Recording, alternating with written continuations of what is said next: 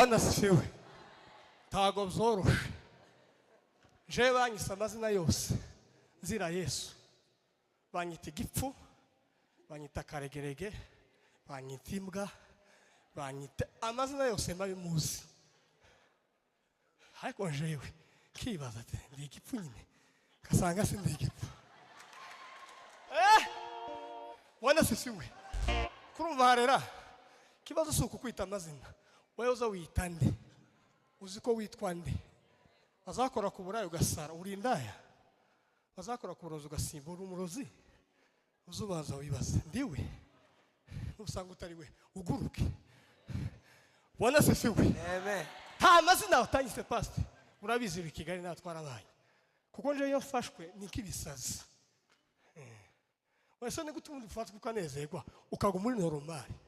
Siko watubwiye. Abasinzi ni bamwe. Siko watubwiye.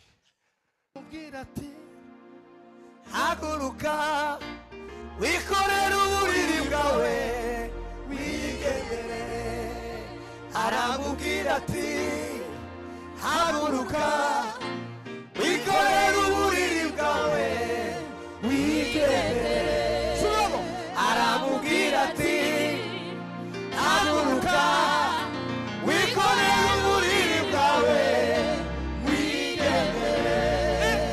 Aramubwira ati haguruka wikorera uburiri bwawe wigendere.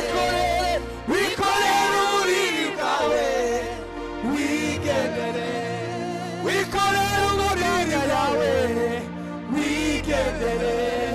Wikorera ibibazo byawe wigendere.